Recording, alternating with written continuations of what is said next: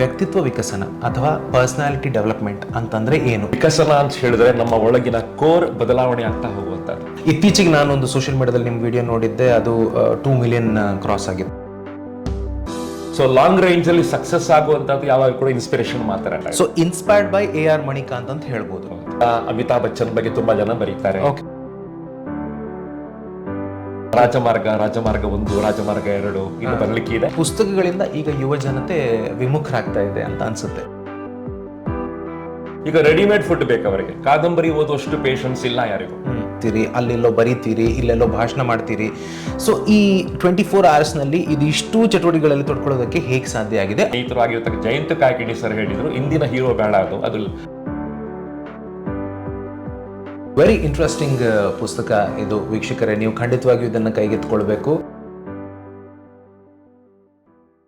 ನಮಸ್ಕಾರ ವೀಕ್ಷಕರೇ, ಈ ವಿಡಿಯೋಗೆ ನಿಮಗೆ ಸ್ವಾಗತ. ಪುಸ್ತಕ ಮನೆ ಅರ್ಪಿಸುವ ಪುಸ್ತಕ ಮಾತು ಸರಣಿಯ ಈ ವಿಡಿಯೋದಲ್ಲಿ ನಾವು ಇವತ್ತು ರಾಜಮಾರ್ಗ, ಇವು ಸೋತವರನ್ನು ಕೂಡ ಗೆಲ್ಲಿಸುವಂತಹ ಕಥೆಗಳು ಅನ್ನುವಂಥ ಕೃತಿಯ ಬಗ್ಗೆ ಮಾತನಾಡಲಿಕ್ಕಿದ್ದೇವೆ. ಇತ್ತೀಚೆಗಷ್ಟೇ ಈ ಪುಸ್ತಕ ಕ್ರಿಯೇಟಿವ್ ಕಾಲೇಜ್ನಲ್ಲಿ ಬಿಡುಗಡೆ ಆಗಿದೆ.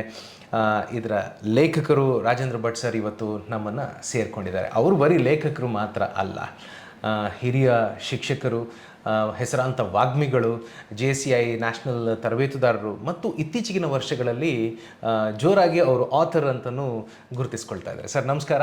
ನಮಸ್ತೆ ಅವಿನಾಶ್. ತುಂಬ ಖುಷಿ ಆಗ್ತಾ ಇದೆ. ತುಂಬ ಖುಷಿ ಯಾಕಂತ ಹೇಳಿದ್ರೆ ಬೆಸ್ಟ್ ಫ್ರೆಂಡ್ ಜೊತೆ ಕೂತ್ಕೊಂಡು ಇವತ್ತು ನಾನು ಟಿವಿಯಲ್ಲಿ ತುಂಬ ವರ್ಷ ಆದಮೇಲೆ ಮಾತಾಡ್ತಾ ಇದ್ದೇನೆ. ಭಾಳ ಖುಷಿ ನನಗೆ ಇವತ್ತು. ಆಗ ಟಿವಿಯಲ್ಲಿ ಮಾತಾಡ್ತಿದ್ವಿ, ಈಗ ಸೋಷಿಯಲ್ ಮೀಡಿಯಾದಲ್ಲಿ ಮಾತಾಡ್ತಿದ್ದೇವೆ ಅಲ್ವಾ? ರಾಜಮಾರ್ಗ ಈ ಪುಸ್ತಕ ಆ್ಯಕ್ಚುಲಿ ನಾನು ಮೋಸ್ಟ್ಲಿ ಓದಬೇಕಾಗಿಲ್ಲ. ಯಾಕೆ ಅಂತಂದರೆ ಇದರಲ್ಲಿರುವಂತಹ ಹೆಚ್ಚಿನೆಲ್ಲ ಆರ್ಟಿಕಲ್ಸ್ಗಳು ನೀವು ಡಿಜಿಟಲ್ ಫಾರ್ಮ್ಯಾಟಲ್ಲಿ ಪ್ರತಿದಿನ ಅನ್ನೋ ಥರದಲ್ಲಿ ನೀವು ನಮಗೆಲ್ಲ ಫಾರ್ವರ್ಡ್ ಮಾಡ್ತಾ ಇದ್ದೀವಿ. ಮೋಸ್ಟ್ಲಿ ನಿಮ್ಮ ಹತ್ರ ಬ್ರಾಡ್ಕಾಸ್ಟ್ ಲಿಸ್ಟ್ ಕೂಡ ಇರಬೇಕು ಅಲ್ವಾ? ಅದು ಈಗ ಕೃತಿ ರೂಪಕ್ಕೆ ತಂದಿದೆ. ಖಂಡಿತ ಅಂದರೆ ಕೆಲವರು ಡಿಜಿಟಲಿ ಓದೋದಕ್ಕೆ ಇಷ್ಟಪಡೋದಿಲ್ಲ, ಕೆಲವರು ಬರೀ ಪುಸ್ತಕ ಮಾತ್ರ ಓದೋದಕ್ಕೆ ಇಷ್ಟಪಡ್ತಾರೆ. ಅಂಥವರಿಗೆ ಇದು ತುಂಬ ಹೆಲ್ಪ್ ಆಗ್ತದೆ. ಬಟ್ ಬಿಫೋರ್ ದ್ಯಾಟ್, ನಾನು ಈ ಪುಸ್ತಕದ ಬಗ್ಗೆ ಮಾತನಾಡೋದಕ್ಕಿಂತ ಮುಂಚೆ ನಿಮ್ಮ ಹತ್ರ ನಾನು ಮೊದಲು ಕೇಳಬೇಕಾಗಿರೋ ಪ್ರಶ್ನೆ ಅಂತಂದರೆ, ವ್ಯಕ್ತಿತ್ವ ವಿಕಸನ ಅಥವಾ ಪರ್ಸನಾಲಿಟಿ ಡೆವಲಪ್ಮೆಂಟ್ ಅಂತಂದರೆ ಏನು? ಇದು ನಿಮ್ಮ ಕೋರ್ ಸಬ್ಜೆಕ್ಟ್, ಅದಕ್ಕಾಗಿ ಇಲ್ಲಿಂದ ಆರಂಭ ಮಾಡೋಣ. ಹೌದು, ನಾನು ಕ್ಲಾಸಲ್ಲಿ ಬೋಧಿಸ್ತಾ ಇರ್ತಕ್ಕಂಥ ಗಣಿತ ವಿಜ್ಞಾನಕ್ಕಿಂತ ಡಿಫ್ರೆಂಟ್ ಆಗಿ ಸಬ್ಜೆಕ್ಟ್ ಅದು. ವಿಕಸನ ಅಂತ ಹೇಳಿದ್ರೆ ನಮ್ಮ ಒಳಗಿನ ಕೋರ್ ಬದಲಾವಣೆ ಆಗ್ತಾ ಹೋಗುವಂಥದ್ದು, ಡೆವಲಪ್ ಆಗ್ತಾ ಹೋಗುವಂಥದ್ದು. ನಾನು ಅದನ್ನು ಸೌಲ್ ಅಂತ ಕರೀತೇನೆ. ಪ್ರತಿಯೊಬ್ಬನ ಮೈಂಡ್ ಮತ್ತು ಬಾಡಿ ತಗೊಂಡು ಹೋದಾಗ ಎರಡೂ ಇಂಪಾರ್ಟೆಂಟ್ ನಂಗೆ ಅನಿಸ್ತಾ ಇದೆ. ಬಟ್ ಮೈಂಡ್ ಬಹಳ ಇಂಪಾರ್ಟೆಂಟ್. ಮೈಂಡ್ ಮೂಲಕ ದೇಹವನ್ನ ಕಂಟ್ರೋಲ್ ಮಾಡ್ಲಿಕ್ಕೆ ಸಾಧ್ಯ ಆಗುತ್ತೆ ಅಂತ ಹೇಳುವಂಥದ್ದು. ಬಾಡಿಗೆ ಮೈಂಡನ್ನು ಕಂಟ್ರೋಲ್ ಮಾಡುವಂಥ ಪವರ್ ಇಲ್ಲ. ಇದನ್ನು ನಾನು ವಿಕಸನ ಅಂತ ಕರೀತೇನೆ. ಮೈಂಡನ್ನು ಸ್ಟ್ರಾಂಗ್ ಮಾಡಿಕೊಳ್ಳುವಂತಹ, ಎಂಪವರ್ ಮಾಡುವಂಥ ಬೇರೆ ಬೇರೆ ಮಾಧ್ಯಮಗಳಿದೆ. ಅದ್ರಲ್ಲಿ ವಿಕಸನ ಒಂದು ಮಾಧ್ಯಮ ಅಂತ ನಂಗೆ ಅರ್ಥ ಆಗಿದೆ. ಓಕೆ. ಸೊ ನೀವು ಪ್ರತಿ ಸಲ ಈ ಇನ್ಸ್ಪಿರೇಷನಲ್ ಸ್ಟೋರೀಸ್ಗಳ ಬಗ್ಗೆನೇ ಹೆಚ್ಚಾಗಿ ನೀವು ಮಾತಾಡ್ತೀರಿ. ನಿಮ್ಮ ಭಾಷಣಗಳಾಗಿರ್ಬೋದು, ಸ್ಫೂರ್ತಿ ಮಾತುಗಳಾಗಿರ್ಬೋದು. ಇತ್ತೀಚೆಗೆ ನಾನೊಂದು ಸೋಷಿಯಲ್ ಮೀಡಿಯಾದಲ್ಲಿ ನಿಮ್ಮ ವಿಡಿಯೋ ನೋಡಿದ್ದೆ, ಅದು 2 ಮಿಲಿಯನ್ ಕ್ರಾಸ್ ಆಗಿತ್ತು. ಅಲ್ಲಿ ನೀವು ಇನ್ಸ್ಪಿರೇಷನಲ್ ಸ್ಟೋರೀಸ್ ಬಗ್ಗೆ ಮಾತಾಡ್ತೀರಿ. ಸೊ ಹೆಚ್ಚಿನವರಿಗೆ ನಮಗೆ ಒಂದು ಸ್ವಲ್ಪ ಕನ್ಫ್ಯೂಷನ್ ಇದೆ. So what is the difference between inspiration ಮತ್ತು ಮೋಟಿವೇಶನ್? ಸ್ಫೂರ್ತಿ ಮತ್ತು ಪ್ರೇರಣೆ ಅಂದರೆ ಏನು ಸರ್? ಹೌದು, ಅದರ ಡೆಫಿನಿಷನ್ಗಿಂತ ನಾನು ಬಹಳ ಚೆನ್ನಾಗಿ ಹೇಳಲಿಕ್ಕೆ ಇಚ್ಛೆ ಪಡ್ತೇನೆ. ಯಾವುದು ಒಳಗಿಂದ ಡೆವಲಪ್ ಆಗುತ್ತಾ ಬರುತ್ತೋ ಅದನ್ನು ನಾನು ಸ್ಫೂರ್ತಿ ಅಂತ ಕರೀತೇನೆ. ಯಾವುದು ಹೊರಗಡೆಯಿಂದ ಬರ್ತದೆ ಅದು ಮೋಟಿವೇಶನ್ ಅಂತ ಕರೀತೇನೆ, ಪ್ರೇರಣೆ ಅಂತ ಕರೀತೇನೆ. ಓಕೆ. ಈಗ ಜಾಂಬವಂತ ಹನುಮಂತನಿಗೆ ನಿಂಗೆ 1000 ಯೋಜನ ಸಮುದ್ರ ಹಾರ್ಲಿಕ್ಕೆ ಸಾಧ್ಯ ಇದೆ ಅಂತ ಹೇಳಿ ಧೈರ್ಯ ತುಂಬಿಸಿದೆಯಲ್ಲ, ಅದು ಮೋಟಿವೇಶನ್, ಹೊರಗಡೆಯಿಂದ ಬರುವಂಥದ್ದು. ಓಕೆ. ಬಟ್ ಒಳಗಿಂದ ಸೌಲ್ ನಮ್ದು ಡೆವಲಪ್ ಆಗ್ತಾ ಒಳಗಿಂದ ಬರುತ್ತಲ್ಲ, ಥಾಟ್ಸ್ಗಳು, ಎಕೋಸ್ಗಳು, ಅದನ್ನು ಬಹಳ ಸ್ಫೂರ್ತಿ ಅಂತ ಕರೀತೇನೆ. ಸೊ ಲಾಂಗ್ ರೇಂಜ್ ಅಲ್ಲಿ ಸಕ್ಸಸ್ ಆಗುವಂಥದ್ದು ಯಾವಾಗ ಕೂಡ ಇನ್ಸ್ಪಿರೇಷನ್ ಮಾತ್ರನೇ. ಪ್ರೇರಣೆ ಆ ಕಾಲಕ್ಕೆ ಮಾತ್ರ ಸೂಟ್ ಆಗ್ತದೆ. ಬಟ್ ಅದು ಮುಂದಕ್ಕೆ ಗೆಲ್ಲುತ್ತೆ ಹೇಳಲಿಕ್ಕೆ ಸಾಧ್ಯ ಆಗೋದಿಲ್ಲ. ಪಲ್ಸ್ ಪೋಲಿಯೋ ಡ್ರಾಪ್ಸ್ ಹಾಕಿದ ಹಾಗೇನೆ. ಬಟ್ ಒಳಗಿಂದ ಬರುವ ಎಕೋಸ್ಗಳನ್ನ ಕ್ರಿಯೇಟ್ ಮಾಡ್ಕೊಂಡ್ರೆ ಅದು ಪರ್ಮನೆಂಟ್ ಆಗಿ ನಮ್ಮನ್ನ ಗೆಲ್ಲಿಸುವಂತದ್ದು. ಸೊ ನನ್ನ ಟ್ರೈನಿಂಗ್ ಪ್ರೋಗ್ರಾಮ್ ಅಲ್ಲಿ ನಾನು ಇನ್ಸ್ಪೈರಿಂಗ್ ಸ್ಟೋರಿಗಳನ್ನ ಹೇಳ್ತೇನೆ ಜಾಸ್ತಿ, ಒಳಗಿನ ಎಕೋಸ್ ಅನ್ನು ಡೆವಲಪ್ಮೆಂಟ್ ಮಾಡುವಂತ. ಇದು ಬೇಕು ನಮ್ಗೆ ಅಂತ ಅನಿಸ್ತಾ ಇದೆ. ಪುಸ್ತಕದ ವಿಷಯಕ್ಕೆ ಬರೋದಕ್ಕಿಂತ ಮುಂಚೆ ನಮ್ಮ ಮನಸ್ಸಿಗೆ ಸರ್ ಈ ಥರದ ಸ್ಫೂರ್ತಿಯ ಮಾತುಗಳಿದೆಯಲ್ಲ, ಅದು ಆನ್ ಎ ಡೈಲಿ ಬೇಸಿಸ್ ಬೇಕು ಅಂತ ಅನ್ಸುತ್ತೆ ನನಗೆ. ಡೈಲಿ ಟಾನಿಕ್ ತಗೊಂಡಂಗೆ ಅದು.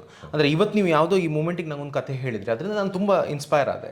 ಬಟ್ ನಾಳೆಗೆ ಅದರದ್ದು ತೀವ್ರತೆ ಕಡಿಮೆ ಆಗಿರುತ್ತೆ. ಸೊ ಈ ಡೈಲಿ ಮೋಟಿವೇಟ್ ಆಗೋ ಪ್ರೊಸೆಸ್ ಹೇಗೆ?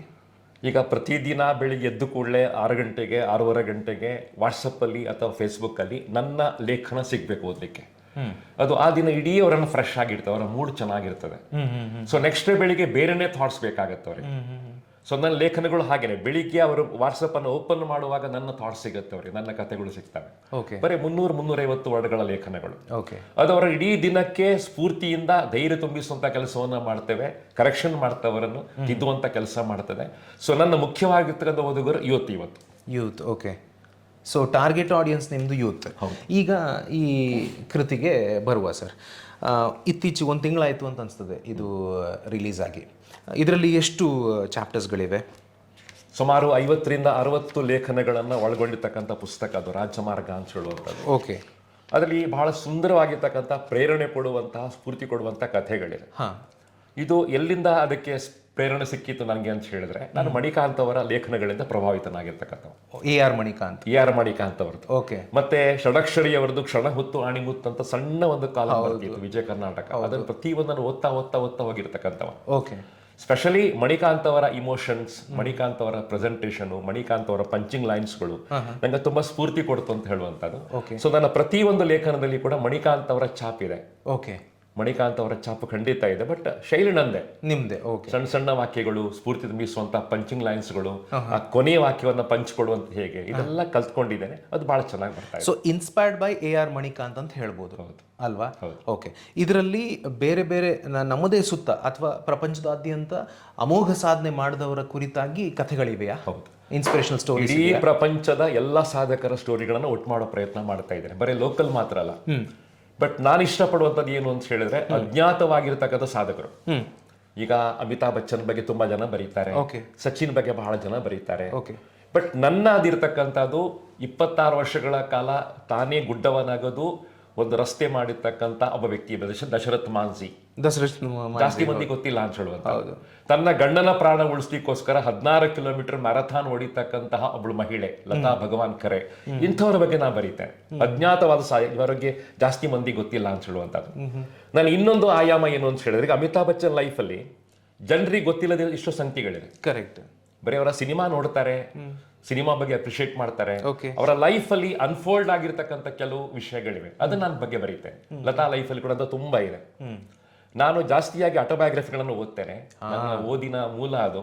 ನಾನು ಇದೇ ಪ್ರಶ್ನೆ ಕೇಳಬೇಕು ಅಂತಿದ್ದೆ. ಇಷ್ಟೆಲ್ಲ ಸ್ಟೋರಿ ಕಲೆಕ್ಷನ್ಸ್ ಹೇಗೆ ಸಾಧ್ಯ ಆಗುತ್ತೆ? ಹೌದು, ಅದಕ್ಕೆ ಸೋಷಿಯಲ್ ಮೀಡಿಯಾಗಳು ತುಂಬಾ ಹೆಲ್ಪ್ ಮಾಡ್ತಾವ ನನಗೆ. ವಿಕಿಪೀಡಿಯಾ ಓದ್ಕೋತೇನೆ, ಗೂಗಲ್ ಸರ್ಚ್ ಮಾಡ್ತೇನೆ. ಸ್ಪೆಷಲಿ ನನಗೆ ಪ್ರೇರಣೆ ಕೊಡುವಂಥದ್ದು ಆಟೋಬಯೋಗ್ರಫಿಗಳು. ಥೌಸಂಡ್ಸ್ ಓದಿದ್ದೇನೆ, ಈಗಲೂ ಓದ್ತಾನೆ ಇದ್ದೇನೆ. ನಂಗೆ ಎಲ್ಲಾದ್ರೂ ಒಂದ್ ಕಡೆ ಸ್ಟೋರಿ ಸಿಗ್ತದೆ. Right sir. ಇದೀಗ ನಿಮ್ಮ ಮೊದಲ ಪುಸ್ತಕ, ಇಫ್ ಐ ಆಮ್ ರೈಟ್ ಅಲ್ಲ? ಅದ್ರ ಹಿಂದೆ ತುಂಬಾ ಬುಕ್ಸ್ಗಳು ಬಂದಿವೆ. ಇದು ನನಗೆ ಬಹಳ ಕೀರ್ತಿ ಕೊಟ್ಟ ಪುಸ್ತಕ. ಓಕೆ. ಅದಕ್ಕಾಗಿ ಇದು ನಿಮ್ಗೆ ರಾಜಮಾರ್ಗ 1, ರಾಜಮಾರ್ಗ 2 ಇದು ಬರ್ಲಿಕ್ಕೆ ಇದೆ. ಬಟ್ ಇದು ತುಂಬಾ ಖುಷಿ ಕೊಟ್ಟ ಪುಸ್ತಕ. ರಾಜಮಾರ್ಗ ಅಂತ ಟೈಟ್ಲ್ ಹೇಗಿಟ್ರಿ? ರಾಜಮಾರ್ಗ ಅಂದ್ರೆ ನನ್ನ ಹೆಸರನ್ನ ತಕೊಂಡು ಒಂದು ಬ್ರಾಂಡ್ ನೇಮ್ ಅನ್ನ ಕ್ರಿಯೇಟ್ ಮಾಡತಕ್ಕಂಥ ಪುಸ್ತಕ. ಇಟ್ಟದ್ದು ನಾನಲ್ಲ, ಅದು ನನ್ನ ಫ್ರೆಂಡ್ಸ್ ಇಟ್ಟಿರ್ತಕ್ಕಂಥದ್ದು. ಬಟ್ ರಾಜಮಾರ್ಗ ಬಹಳ ಜನಪ್ರಿಯ ಆಯ್ತು. ಓಕೆ. ಸೊ ನಾ ಕೇಳ್ಪಟ್ಟಿದ್ದೇನೆ, ಈ ಸ್ಟೋರೀಸ್ ಎಲ್ಲವೂ ಕೂಡ ಹೆಚ್ಚು ಕಡಿಮೆ ನೀವು ಕೊರೋನಾ ಟೈಮಲ್ಲಿ ಬರೆಯೋದಕ್ಕೆ ಸ್ಟಾರ್ಟ್ ಮಾಡಿದ್ರಿ ಅಂತ. ಆ ಟೈಮಲ್ಲಿ ಹುಟ್ಕೊಂಡಿದ್ದು ಹೇಗೆ? ತುಂಬಾ ಜನರಿಗೆ ಕೊರೋನಾ ನೆಗೆಟಿವ್ ಆಗಿ ಪರಿಣಮಿಸಿದ್ರೆ, ನಿಮ್ಮ ಪಾಲಿಗೆ ಮಾತ್ರ ಅದು ಪಾಸಿಟಿವ್ ಆಯ್ತು. ನಾನು ಮೊನ್ನೆ ಒಂದು ಸ್ಪೀಚ್ ಅಲ್ಲದ ಬಗ್ಗೆ ಹೇಳಿದೆ, ನಾನು ಮತ್ತೆ ರಿಪೀಟ್ ಮಾಡ್ತೇನೆ. ಕಾಲೇಜಲ್ಲಿ ಇರುವಾಗ ಸಿಕ್ಕಾಪಟ್ಟೆ ಬರೀತಿದೆ, B.Ed ಅಲ್ಲಿ ಸಿಕ್ಕಾಪಟ್ಟೆ ಬರೀತಿ. ಇಲ್ಲಿ ಕಾಲೇಜ್ ಮ್ಯಾಗಝಿನ್ಸ್ ತುಂಬ ನನ್ನ ಲೇಖನ ಬರ್ತಿತ್ತು. ಆಮೇಲೆ ಮಾತು ಜಾಸ್ತಿ ಆಯ್ತು, ಸ್ಪೀಚಸ್ ಜಾಸ್ತಿ ಆಯ್ತು, ಟ್ರೈನಿಂಗ್ ಜಾಸ್ತಿ ಆಯ್ತು, ಬೋಧನೆ ಜಾಸ್ತಿ ಆಯ್ತು, ಶಾಲೆ ಕೆಲಸ ಜಾಸ್ತಿ ಆಯ್ತು, ಬರವಣಿಗೆ ನಿಂತೇ ಹೋಯ್ತು ಅಂತ ಹೇಳುವಂತ. ಬಟ್ ಯಾವಾಗ ನಮ್ಮನ್ನ ಕೊರೋನಾ ಒಂದು ಕೋಣೆಯಲ್ಲಿ ಹಾಕಿಟ್ಟಿತ್ತು, 4 ಗೋಡೆಗಳ ಮಧ್ಯೆ ಏಕತಾನತೆ ಕಾಡ್ತು, ಏನಾದ್ರೂ ಮಾಡಬೇಕು, ಹೊರ ಬರ್ಲಿಕ್ಕೆ ಆಗ್ತಾ ಇಲ್ಲ, ಆ ಸಂದರ್ಭ ಮತ್ತೆ ಬರಲಿಕ್ಕೆ ಸ್ಟಾರ್ಟ್ ಮಾಡಿದೆ. ಆಗ ನಾನು ಇಂಗ್ಲಿಷ್ ಅಲ್ಲಿ ಬರಲಿಕ್ಕೆ ಸ್ಟಾರ್ಟ್ ಮಾಡೋದು ಸ್ಟಾರ್ಟಿಂಗ್ ಅಲ್ಲಿ. ಅದು ಹೆಚ್ಚು ಮಂದಿ ರೀಚ್ ಆಗ್ತಾ ಇರಲಿಲ್ಲ. ಆಮೇಲೆ ಕನ್ನಡದಲ್ಲಿ ಇಂದಿನ ಹೀರೋ ಅಂತ ಸ್ಟಾರ್ಟ್ ಮಾಡಿದೆ. ಇಂದಿನ ಹೀರೋ ಅಂತ ಹೇಳಿ. ಅಂದ್ರೆ ಡೈಲಿ ಬರೀತಿದ್ದೆ, ದಿವಸಕ್ಕೆ 2-3 ಬರೀತಿದ್ದೆ ಆ ಹೊತ್ತಲ್ಲಿ. ಇಂದಿನ ಹೀರೋ ಅಂತ ಬರೀತಿದ್ದೆ. ಆಮೇಲೆ ನನ್ನ ಆ ಸ್ನೇಹಿತರು, ನಿಮ್ದು ತುಂಬಾ ಸ್ನೇಹಿತರು ಆಗಿರ್ತಕ್ಕ ಜಯಂತ್ ಕಾಯ್ಕಿಣಿ ಸರ್ ಹೇಳಿದ್ರು, ಇಂದಿನ ಹೀರೋ ಬೇಡ, ಅದೊಂದು ಜೆಂಡರ್ ಆಗಿ ಬಿಡುತ್ತದೆ, ಇಂದಿನ ಐಕಾನ್ ಮಾಡು ಅಂತ ಹೇಳಿದ್ರು. ಅವರ ಸಲಹೆ ಅದು. ಮತ್ತೆ ಕೊನೆಗೊಂದು ಪಂಚಿಂಗ್ ಲೈನ್ ಬೇಕು ಅಂತ ಹೇಳಿದ ಅವರು, ನಂಗೆ ಪಂಚಿಂಗ್ ಲೈನ್ ಕೊಡ್ಬೇಕು ಪುಣ್ಯಾತ್ಮ ಅಂತ ಹೇಳಿ, ಇಮೋಷನ್ಸ್ ತುಂಬಿಸೋದ್ರಲ್ಲಿ ಅಂತ ಹೇಳಿರ್ತಕ್ಕಂಥದ್ದು. ಅವರ ಸ್ಫೂರ್ತಿ ಪಡ್ಕೊಂಡದನ್ನ ಕಂಟಿನ್ಯೂ ಮಾಡ್ತಾ ಹೋದೆ. ಇಂದಿನ ಐಕಾನ್ 1,000-1,500 ಲೇಖನ ಓಡ್ತು. ಓಹೋ. ಅಷ್ಟು ಲೇಖನ ದಿವಸಕ್ಕೆ 2-3 ಬರೀತಿದ್ದೆ ನಾನು.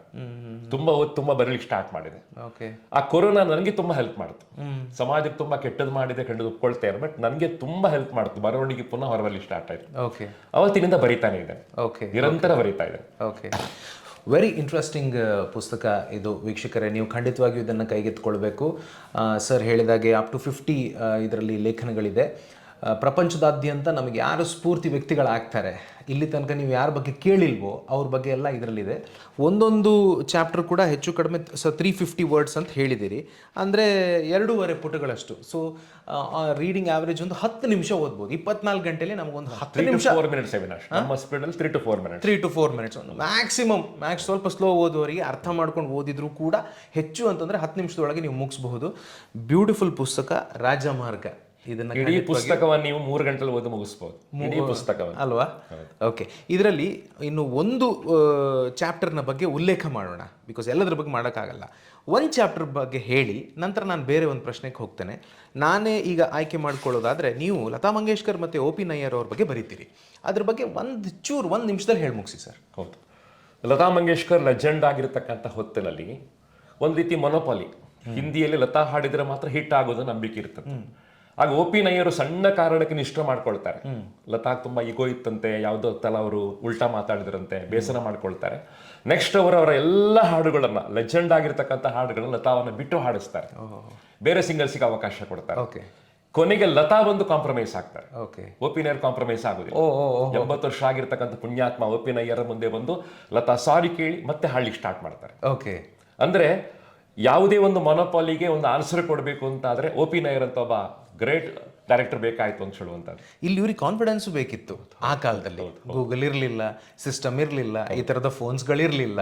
But all you need is that confidence, ಅಲ್ವಾ? ರವೀಂದ್ರ ಜೈನ್ ಅಂತ ಹೇಳುವ ಇನ್ನೊಬ್ಬ ಸಿಂಗರ್ ಇದ್ರು ಹಿಂದಿನಲ್ಲಿ, ಅವರು ಲತಾವನ್ನ ಯೂಸೇ ಮಾಡದೆ ಬೇರೆ ಸಿಂಗರ್ ಮೂಲಕ ಎಲ್ಲ ಹಾಡನ್ನು ಹಾಡಿಸಿದ್ರು. ಆ ರೀತಿ ಕಾನ್ಫಿಡೆನ್ಸ್. ಲತಾ ನಮ್ಗೆ ಅನಿವಾರ್ಯ ಅಲ್ಲ ಅಂತ ಹೇಳುವಂಥದ್ದು. ಇಂಟ್ರೆಸ್ಟಿಂಗ್. ಸೊ ಸರ್, ನಾನು ಕೆಲವು ಕ್ವಿಕ್ ಪ್ರಶ್ನೆಗಳನ್ನು ಕೇಳಬೇಕು, ಬಟ್ ಅದಕ್ಕೂ ಮುಂಚೆ ಒಂದು ಪ್ರಶ್ನೆ ಕೇಳಿ ನಂತರ ಕ್ವಿಕ್ ಪ್ರಶ್ನೆಗಳಿಗೆ ಬರೋಣ. ಈ ಪುಸ್ತಕಗಳಿಂದ ಈಗ ಯುವ ಜನತೆ ವಿಮುಖರಾಗ್ತಾ ಇದೆ ಅಂತ ಅನಿಸುತ್ತೆ. ಜಯಂತ್ ಕಾಯ್ಕಿಣಿ ಸರ್ ಇದನ್ನು ಭಾಳ ಕಡೆಗಳಲ್ಲಿ ಹೇಳಿದ್ದಾರೆ. ಮುಂಚೆ ಎಲ್ಲ ಹೆಜ್ಜೆ ಹೆಜ್ಜೆಗೆ ಒಂದೊಂದು ಲೈಬ್ರರಿ ಸಿಗ್ತಿತ್ತು, ಈಗ ಹೆಜ್ಜೆ ಹೆಜ್ಜೆಗೆ ಒಂದೊಂದು ಜಿಮ್ ಸಿಗ್ತಾ ಇದೆ ಅಂತ.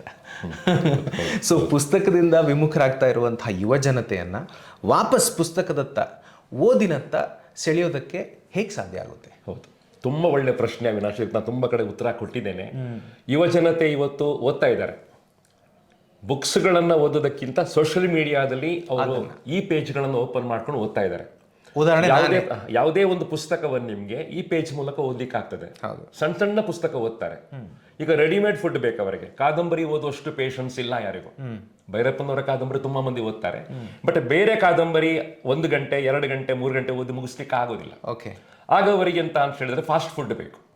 3 ಮಿನಿಟ್ ಅಲ್ಲಿ ಓದಿ ಮುಗಿಸುವಂತ ಲೇಖನಗಳು ಬೇಕು. ಮರು ಓದಿಗೆ ಸಪೋರ್ಟ್ ಮಾಡುವಂತ ಲೇಖನಗಳು ಬೇಕು. ಇವತ್ತು ಜನ ದೊಡ್ಡ ಬುಕ್ಸ್ಗಳಿಂದ ಸಣ್ಣ ಸಣ್ಣ ಬುಕ್ಸ್ಗಳಿಗೆ ಬರ್ತಾರೆ, ಪಾಕೆಟ್ ಬುಕ್ಸ್ಗಳಿಗೆ ಬರ್ತಾ ಇದ್ದಾರೆ. ಆದ್ರಿಂದ ಯುವ ಜನತೆ ಇವತ್ತು ಬುಕ್ಸ್ ಕಡೆ ಬರಬೇಕು ಅಂತ ಆದ್ರೆ ಅವ್ರಿಗೆ ಸಣ್ಣ ಸಣ್ಣ ಪುಸ್ತಕವನ್ನ ಕೊಡಬೇಕು, ಕಂಟೆಂಟ್ ಕೊಡಬೇಕು, ಇಮೋಷನ್ಸ್ ಇರ್ತಕ್ಕಂಥ ಲೇಖನಗಳನ್ನ ಕೊಡಬೇಕು, ಲೈಫಿಗೆ ಬೇಕಾಗಿರ್ತಕ್ಕಂಥ ವ್ಯಾಲ್ಯೂಸ್ಗಳನ್ನ ಇಂಡೈರೆಕ್ಟ್ ಆಗಿ ಕೊಡಬೇಕು. ಇದು ವ್ಯಾಲ್ಯೂ, ಇದು ಮೌಲ್ಯ ಅಂತ ಹೇಳಿದ್ರೆ ಫಾಲೋ ಮಾಡೋದಿಲ್ಲ ಯುವ ಜನತೆ ಇವತ್ತು. ಮತ್ತೆ ಮೌಢ್ಯಗಳನ್ನು ಒಪ್ಪೋದಿಲ್ಲ. ಯಾವುದೋ ದೇವರ ಕೃಪೆಯಿಂದ ಏನೋ ಆಯ್ತಂತೆ ಅವ್ರು ಒಪ್ಪೋದಿಲ್ಲ. ಅವರು ವೈಜ್ಞಾನಿಕವಾಗಿ ಥಿಂಕ್ ಮಾಡಿ, ಇವತ್ತಿನ ಯುವ ಜನತೆ ವೈಜ್ಞಾನಿಕವಾಗಿ ಥಿಂಕ್ ಮಾಡ್ತಾರೆ. ರವಿಶಂಕರ್ ಗುರುಜಿ ಹೇಳ್ತಾರೆ ಒಂದು ಕಡೆಯಿಂದ, ಧರ್ಮವನ್ನ ಕೂಡ ವೈಜ್ಞಾನಿಕವಾಗಿ ಕಲಿಸ್ಬೇಕು ಅಂತ ಹೇಳಿ. ಬರೇ ಧರ್ಮವನ್ನ ಕಲಿಸ್ಕೊಟ್ರೆ ಇವತ್ತು ಯಾರು ಬರೋದಿಲ್ಲ. ಸೊ ಭಾರತೀಯ ನಂಬಿಕೆಗಳನ್ನ ಕೂಡ ವೈಜ್ಞಾನಿಕವಾಗಿ ಹೇಳುವಂತದನ್ನ ಯುವ ಜನತೆ ಒಪ್ಕೋತಾರೆ. ಇವತ್ತು ಪ್ರೀತಿ, ಪ್ರೇಮ, ಪ್ರಣಯಗಳ ಕವಿತೆಗಳನ್ನ ಬರೆಯೋದು ತುಂಬಾ ಮಂದಿ ಇದ್ದಾರೆ, ತುಂಬಾ ಜನ ಬರೀತಾರೆ. ಆದ್ರೆ ಇಂತಹ ಲೇಖನಗಳನ್ನ ಇವತ್ತು ಓದುವಂತರ ಸಂಖ್ಯೆ ತುಂಬಾ ಜಾಸ್ತಿ ಆಗ್ತಾ ಇದೆ. ಅಬ್ಸಲ್ಯೂಟ್ಲಿ. ಇವತ್ತು ಪುಸ್ತಕದ ಅಂಗಡಿ ನೀವು ಹೋದ್ರೆ ಜಾಸ್ತಿ ಸೇಲ್ ಆಗುವಂತ ಬುಕ್ಸ್ಗಳು ಯಾವ್ದಂತ ಕೇಳಿ, ಯಾವ ಬುಕ್ಕಲ್ಲಿ ಕೇಳಿ, ಪುಸ್ತಕದ ಮನೇಲಿ ಕೇಳಿ. ನೀವು ಬೇಕಾದ್ರೆ ಪ್ರೇರಣೆ ಕೊಡುವಂತ ಪುಸ್ತಕ ತಗೊಂಬನ್ನಿ. ಇಲ್ಲಾಂದ್ರೆ ಒಂದೊಂದು ವಿಡಿಯೋ ಇವತ್ತು 2 ಮಿಲಿಯನ್ 4 ಮಿಲಿಯನ್ 5 ಮಿಲಿಯನ್ ಓಡಬೇಕು ಅಂತಾದ್ರೆ ಪ್ರೇರಣೆ ಇರ್ತಕ್ಕಂಥದ್ದು ಮಾತ್ರ ಅಂತ ಹೇಳುವಂಥದ್ದು. Correct, absolutely sir. ಈಗ ಕೆಲವು ಕ್ವಿಕ್ ಪ್ರಶ್ನೆಗಳು. ನಾನು ಇದು ಡಿವಿಯೇಟಿಂಗ್ ಫ್ರಮ್ ದ ಸಬ್ಜೆಕ್ಟ್ ಅಥವಾ ರಾಜಮಾರ್ಗ ಪುಸ್ತಕವನ್ನು ಹೊರತುಪಡಿಸಿ ಕೆಲವು ಪ್ರಶ್ನೆಗಳಿರಬಹುದು ಇದರಲ್ಲಿ. ನಾನು ನಿಮ್ಮಲ್ಲಿ ಕಂಡಿದ್ದು ಏನಂತಂದರೆ ವರ್ಸಟ್ಯಾಲಿಟಿ. ಸೊ ಬಹುಮುಖಿ ನೀವು ಅಲ್ಲಿ ಶಾಲೆಯಲ್ಲಿ ಪಾಠ ಮಾಡ್ತೀರಾ, ಅಲ್ಲಿ HMನ ಪಾತ್ರವನ್ನು ನಿಭಾಯಿಸ್ತೀರಾ, ಇತ್ಯಾದಿ ಚಟುವಟಿಕೆಗಳನ್ನೆಲ್ಲ ಮಾಡ್ತೀರಿ. ಆಮೇಲೆ ಮತ್ತೆ ಯಾವುದೋ ಟೆಲಿವಿಷನಿಗೆ ಹೋಗ್ತೀರಿ, ಅಲ್ಲಿ ಸೋಷಿಯಲ್ ಮೀಡಿಯಾದಲ್ಲಿ ಇರ್ತೀರಿ, ಅಲ್ಲಿಲ್ಲೋ ಬರೀತೀರಿ, ಇಲ್ಲೆಲ್ಲೋ ಭಾಷಣ ಮಾಡ್ತೀರಿ. ಸೊ ಈ 24 ಅವರ್ಸ್ನಲ್ಲಿ ಇದಿಷ್ಟು ಚಟುವಟಿಕೆಗಳಲ್ಲಿ ತೊಡ್ಕೊಳ್ಳೋದಕ್ಕೆ ಹೇಗೆ ಸಾಧ್ಯ ಆಗಿದೆ, ಅದು ನಿರಂತರವಾಗಿ ಎಷ್ಟೋ ವರ್ಷಗಳಿಂದ? ಹೌದು, ಈ ಪ್ರಶ್ನೆ ನಂಗೆ ಬಹಳ ಜನ ಕೇಳಿದ್ದಾರೆ ಅವಿನಾಶ್, ಒಳ್ಳೆ ಪ್ರಶ್ನೆ ಅಂತ ನಂಗೆ ಅನಿಸ್ತಾ ಇದೆ. ಬೆಳಿಗ್ಗೆ 9:30 to 4:30 ನಾನು ನನ್ನ ಸ್ಕೂಲಿಗೆ ಡಿವೋಟ್ ಮಾಡಿದ್ದೇನೆ. ಆಯುರ್ವೇದ ಭೂಷಣ MS ಶಾಸ್ತ್ರಿ ಹೈಸ್ಕೂಲ್, ಇನ್ನ ಕಾರ್ಕಳ ತಾಲೂಕು. ಸಣ್ಣ ಗ್ರಾಮಾಂತರ ಸ್ಕೂಲ್, ತುಂಬಾ ಪ್ರೀತಿ ಮಾಡ್ತೇನೆ ಶಾಲೆಯನ್ನು. ನಾನು ಆ ಹೊತ್ತಲ್ಲಿ ಬೇರೆ ಏನು ಥಿಂಕ್ ಮಾಡ್ಲಿಕ್ಕೆ ಹೋಗೋದಿಲ್ಲ. ಬಟ್ ಈವ್ನಿಂಗ್ ನಂತರ ರಾತ್ರಿ ಕೂತು ಓದುವಂಥದ್ದು, ಬೆಳಿಗ್ಗೆ ಕೂತು ಓದುವಂಥದ್ದು, ಸಂಡೇಸನ್ನು ಡಿವೋಟ್ ಮಾಡುವಂಥದ್ದು, ಶನಿವಾರ ಮಧ್ಯಾಹ್ನ ಡಿವೋಟ್ ಮಾಡುವಂಥದ್ದು, ನನ್ನ ಏಪ್ರಿಲ್ ಮೇ ರಜೆಗಳು, ಅಕ್ಟೋಬರ್ ರಜೆಗಳು, ನಾನು ಎಲ್ಲವನ್ನ ಕೂಡ ಈ ಅಧ್ಯಯನಕ್ಕೋಸ್ಕರ ಮೀಸಲಾಗಿರ್ತೇನೆ. ಬರೆಯುವಂಥದ್ದು, ಓದುವಂಥದ್ದು, ಭಾಷಣ ಮಾಡುವಂಥದ್ದು, ಟ್ರೈನಿಂಗ್ ಮಾಡುವಂಥದ್ದು, ಫುಲ್ ಡೇ ವರ್ಕ್ಶಾಪ್ಗಳನ್ನು ಮಾಡುವಂಥದ್ದು, ಎಲ್ಲವೂ ನನಗೆ ಬೇರೆ ಬೇರೆ ಮಾಧ್ಯಮಗಳು, ಇಷ್ಟವಾದ ಮಾಧ್ಯಮಗಳು. ಇಷ್ಟಪಟ್ಟಿದ್ದೀರಿ, ಅದಕ್ಕೆ ಎಲ್ಲ ಕೂಡ ಒಂದಕ್ಕೊಂದು ಪೂರಕ ಅವಿನಾಶ್. ಈಗ ನಾನು ಯಕ್ಷಗಾನಕ್ಕೆ ಹೋದೆ, ಹಿಂದೆ ಬಂದೆ, ಆಗೋದಿಲ್ಲ ಅಂತ ಹೇಳಿ. ನಾಟಕ ಹೋದೆ, ಹಿಂದೆ ಬಂದೆ. ಭಜನೆಗೆ ಹೋದೆ, ಹಿಂದೆ ಬಂದೆ. ಕಮೆಂಟ್ರಿಗೆ ಹೋದೆ, ಹಿಂದೆ ಬಂದೆ. ಇದು ಯಾವುದು ನಂಗೆ ಸೂಟ್ ಆಗಲಿಲ್ಲ. ಇದು ಒಂದಕ್ಕೊಂದು ಪೂರಕ. ಬರವಣಿಗೆ, ಅಧ್ಯಯನ, ಬೋಧನೆ, ಉಪನ್ಯಾಸ, ಟ್ರೈನಿಂಗ್ ಕಾರ್ಯಕ್ರಮ. ಪ್ರತಿನಿತ್ಯ ಬರೆಯೋದು ಹೇಗೆ ಸಾಧ್ಯ ಆಗುತ್ತೆ? ಬಿಕಾಸ್ ಆಲ್ಮೋಸ್ಟ್ ಡೈಲಿ ನನಗೆ ನಿಮ್ಮ ಲೇಖನಗಳು ಬರ್ತವೆ ಡಿಜಿಟಲ್ ಫಾರ್ಮ್ಯಾಟ್ ಅಲ್ಲಿ. ಅದು ಹೇಗೆ ಸಾಧ್ಯ ಆಗುತ್ತೆ? 5 ವರ್ಷಗಳಿಂದ ಯಾವತ್ತೂ ಮಿಸ್ ಆಗಿಲ್ಲ ಅಂತ ಹೇಳುವಂಥದ್ದು ಒಂದು ರೆಕಾರ್ಡ್. ನಾನು ಅದಕ್ಕೆ ಕಮಿಟ್ ಆಗಿದ್ದೆ. ರಾತ್ರಿ 9 to 11 ನಾನು ಓದಲಿಕ್ಕೋಸ್ಕರ ಕಮಿಟ್ ಆಗಿದ್ದೇನೆ. ಜಗತ್ತು ಮುಳುಗ್ ಹೋದ್ರು ನಾನು ಅಷ್ಟು ಹೊತ್ತಲ್ಲಿ ಓದ್ತೇನೆ, ಬರೀತೇನೆ.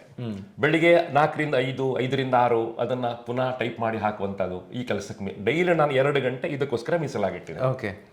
ಅದು ಕಮಿಟ್ಮೆಂಟ್. ರೈಟ್.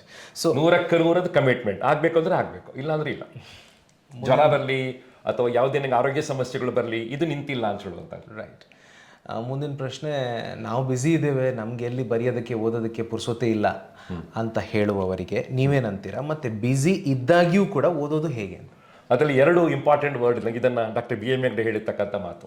ಬ್ಯುಸಿ ಇರೋದು ಬೇರೆ, ಎಂಗೇಜ್ ಆಗಿರೋದು ಬೇರೆ ಅಂತ ಹೇಳಿ.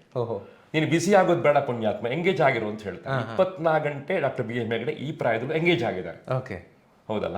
ಇವತ್ತು ಜಗತ್ತಿನ ಬ್ಯುಸಿಯೆಸ್ಟ್ ಡಾಕ್ಟರ್ಸ್ಗಳು ಎಷ್ಟೋ ಜನ ಇವತ್ತು ತುಂಬಾ ಬರೀತಾರೆ, ಓದ್ತಾರೆ. ನಾನು ನೋಡ್ತೇನೆ ಅವ್ರನ್ನ. ತುಂಬಾ ಟ್ರಾವೆಲ್ ಮಾಡ್ತಾರೆ, ಟೈಮ್ ಕೊಡ್ತಾರೆ, ಫ್ಯಾಮಿಲಿ ಟೈಮ್ ಕೊಡ್ತಾರೆ, ಎಲ್ಲ ಟೈಮ್ ಕೊಡ್ತಾರೆ. ಸರ್, ಬ್ಯುಸಿ ಆಗಿರೋದಕ್ಕಿಂತ ಎಂಗೇಜ್ ಆಗಿರೋದು ಒಳ್ಳೇದು. ನಾನು ಬೆಳಿಗ್ಗೆ ಮನೆಯಿಂದ ಹೊರಡುವಾಗ ನಂದು ಪ್ರೋಗ್ರಾಮಿಂಗ್ ಆಗಿರುತ್ತೆ. ಯಾವ ಹೊತ್ತಿಗೆ ಏನ್ ಮಾಡ್ಬೇಕು, ನಾನು ಏನ್ ಮಾಡ್ಬೇಕು, ಎಲ್ಲ ಪ್ರೋಗ್ರಾಮ್ ಆಗಿರುತ್ತೆ. ಆ ಪ್ರಕಾರ ಮಾಡ್ತಾ ಹೋಗ್ತಾರೆ. ರೈಟ್. ಕೊನೆಯ ಪ್ರಶ್ನೆ, ಹೆಚ್ಚು ಕಡಿಮೆ, ಟೈಮ್ ಮ್ಯಾನೇಜ್ಮೆಂಟ್ ಹೇಗೆ? ಹೌದು, ಅದಕ್ಕೆ ವಿಶಾಲವಾಗಿರ್ತಕ್ಕಂಥ ಒಂದು ಟ್ರೈನಿಂಗ್ ಕೋರ್ಸೇ ಇದೆ. ಖಂಡಿತ ಅಟೆಂಡ್ ಮಾಡಿ ಅಂತ ಹೇಳ್ತೇನೆ. ನೀವೆಲ್ಲವನ್ನ ಪಕ್ಕ ಪ್ಲಾನ್ ಮಾಡ್ಕೊಂಡಾಗ, ಸ್ಟ್ರಾಟಜಿಗಳನ್ನು ಮಾಡ್ಕೊಂಡಾಗ, ಟೈಮನ್ನು ರೆಸ್ಪೆಕ್ಟ್ ಮಾಡೋದನ್ನ ಕಲ್ತಾಗ, ಮತ್ತೆ ಟೈಮನ್ನು ಮ್ಯಾನೇಜ್ಮೆಂಟ್ ಮಾಡೋದನ್ನ ಕಲ್ತಾಗ ಎಲ್ಲವನ್ನು ಮಾಡ್ಲಿಕ್ಕೆ ಸಾಕು. ಫಾರ್ ಎಕ್ಸಾಂಪಲ್, ಬೆಳಿಗ್ಗೆ ಸ್ನಾನ ಮಾಡ್ಲಿಕ್ಕೆ 10 ನಿಮಿಷ ಸಾಕು ನನಗೆ ಡಿಸೈಡ್ ಮಾಡುವಂಥದ್ದು. ಬ್ರಷ್ ಮಾಡ್ಲಿಕ್ಕೆ 5 ನಿಮಿಷ ಡಿಸೈಡ್ ಮಾಡುವಂಥದ್ದು. ರಾತ್ರಿ ನಾನು 9 to 11 ಓದ್ಬೇಕು ಅಂತ ಡಿಸೈಡ್ ಮಾಡುವಂಥದ್ದು. ಟೈಮನ್ನು ಡಿವೋಟ್ ಮಾಡ್ತಾ ಹೋಗ್ತೇನೆ. ಈ ಚಟುವಟಿಕೆ ಇಷ್ಟು ಹೊತ್ತು ಅಂತ ಹೇಳಿ ಎಲ್ಲವನ್ನ ಮಾಡ್ಲಿಕ್ಕೆ ಯಾವುದು ಮಿಸ್ ಆಗೋದಿಲ್ಲ. ನನ್ಗೆ ಯಾವತ್ತೂ ಬಸ್ ಮಿಸ್ ಆಗಿಲ್ಲ, ಯಾವತ್ತೂ ನಿಮಗೆ ಟ್ರೈನ್ ಮಿಸ್ ಆಗಿಲ್ಲ. ನಾನು ಯಾವತ್ತೂ ಮಿಸ್ ಮಾಡ್ಕೊಳ್ಳೋದಿಲ್ಲ. ಎಲ್ಲವನ್ನ ಟೈಮ್ ಪ್ರಕಾರ ಮಾಡ್ತಾ ಹೋಗ್ತೇನೆ. ಸೊ ಇದೇ ಟೈಮ್ ಮ್ಯಾನೇಜ್ಮೆಂಟ್. ಭಾಳ ವಿಶಾಲವಾಗಿದೆ. ನೀವು ಖಂಡಿತವಾಗಿಯೂ ಹೆಚ್ಚು ಇನ್ಫಾರ್ಮೇಷನ್ ಏನಾದರೂ ಬೇಕಿದ್ರೆ ರಾಜೇಂದ್ರ ಭಟ್ರನ್ನ, ಅಥವಾ ನಾವು ಅವರಿಗೆ ತುಂಬ ಆತ್ಮೀಯತೆಯಿಂದ RB ಸರ್ ಅಂತ ಕರಿತೇವೆ, ನೀವು ಅವ್ರನ್ನ ಸಂಪರ್ಕ ಮಾಡ್ಬೋದು. ಅವರ ದೂರವಾಣಿ ಸಂಖ್ಯೆ ನಮ್ಮ ಡಿಸ್ಕ್ರಿಪ್ಷನ್ನಲ್ಲಿ ಸಿಗ್ತದೆ. ನೀವು ಖಂಡಿತವಾಗಿಯೂ ಈ ರಾಜಮಾರ್ಗ ಪುಸ್ತಕವನ್ನು ಕೈಗೆತ್ಕೊಳ್ಬೋದು. ಇದು ಉಡುಪಿ ಜಿಲ್ಲೆಯ ಕಾರ್ಕಳದಲ್ಲಿ ಒಂದು ಪುಸ್ತಕ ಮನೆ ಅಂತ ಒಂದು ಶಾಪ್ ಇದೆ, ಅಥವಾ ದಕ್ಷಿಣ ಕನ್ನಡ ಜಿಲ್ಲೆಯ ಮೂಡುಬಿದ್ರೆಯಲ್ಲಿ ಪುಸ್ತಕ ಮನೆ ಅಂತ ಶಾಪ್ ಇದೆ. ಈ 2 ಅಂಗಡಿಗಳಿಂದ ನೀವು ಇದನ್ನು ಖರೀದಿಸಬಹುದು. ಇಲ್ಲ ನಾವು ದೂರದಲ್ಲಿದ್ದೇವೆ ಅಂತಾದರೆ ನೀವು ಆನ್ಲೈನ್ ಮೂಲಕ ಈ ಪುಸ್ತಕವನ್ನು ತರಿಸ್ಕೊಳ್ಬಹುದು. ಜೊತೆಗೆ ನಮ್ಮ ಈ ಪುಸ್ತಕ ಮನೆ ಯೂಟ್ಯೂಬ್ ಚಾನಲನ್ನು ನೀವು ಸಬ್ಸ್ಕ್ರೈಬ್ ಮಾಡಿ ನಿಮ್ಮ ಅನಿಸಿಕೆ ಅಭಿಪ್ರಾಯಗಳನ್ನು ಕಾಮೆಂಟ್ ಮೂಲಕ ತಿಳಿಸಿ. ಇನ್ನು ಒಂದು ಅವಿನಾಶ್ ನಂಗೆ ಹೇಳಬೇಕು ಅಂತ ಹೇಳುವಂಥದ್ದು, ಈ ಬರ್ಡೇ ಹೊತ್ತಲ್ಲಿ ಗಿಫ್ಟ್ಗಳನ್ನು ಕೊಡುವಾಗ, ಶಾಲಾ ವಾರ್ಷಿಕೋತ್ಸವ ಪ್ರೈಸ್ಗಳನ್ನು ಕೊಡುವಾಗ, ಬುಕ್ಸ್ಗಳನ್ನು ಕೊಡುವ ಕಲ್ಚರ್ ತುಂಬಾ ಒಳ್ಳೇದು ಅಂತ ನಂಗೆ ಅನಿಸ್ತಾ ಇದೆ. ನಿಜ. ಬರೀ ನಾ ಬೇರೆ ಎಂಥದ್ದು ಮೊಮೆಂಟಸ್ ಕೊಡಿ, ಪರವಾಗಿಲ್ಲ, ಅವರಿಗೂ ವ್ಯಾಪಾರ ಆಗ್ಬೇಕು ನಮಗೆ. ಬಟ್ ಬುಕ್ಸ್ಗಳನ್ನು ಕೊಡುವಂಥ ಕಲ್ಚರ್ ತುಂಬಾ ಅದ್ಭುತ ಅಂತ ನಂಗೆ ಅನಿಸ್ತಾ ಇದೆ. ತುಂಬಾ ಕಡೆ ಸ್ಟಾರ್ಟ್ ಮಾಡಿದ್ದಾರೆ ಇದನ್ನು. ಕರೆಕ್ಟ್. ಸೊ ಆಗ ಪುಸ್ತಕದ ಮನೆ ಸಂಪರ್ಕ ಮಾಡಿದ್ರೆ ಅವ್ರಿಗೆ ಬೇಕಾದ ಪುಸ್ತಕಗಳು ಸಿಗ್ತವೆ. ಖಂಡಿತ ಪ್ಯಾಕ್ ಮಾಡಿ ಕೊಡ್ತಾರೆ, ಅದ್ರ ಮೇಲೆ ಬೈಂಡ್ ಮೇಲೆ ಪ್ರಿಂಟ್ ಮಾಡಿ ಕೊಡ್ತಾರೆ. ಬೇಕು ಅಂತ ನಂಗೆ ಅನಿಸ್ತಾ ಇದೆ. ಮೋಟಿವೇಶನಲ್ ಸ್ಟೋರೀಸ್ಗಳಿಗಾಗಿ ಖಂಡಿತವಾಗಿ ಓದಿ ರಾಜಮಾರ್ಗ. ನಮಸ್ಕಾರ.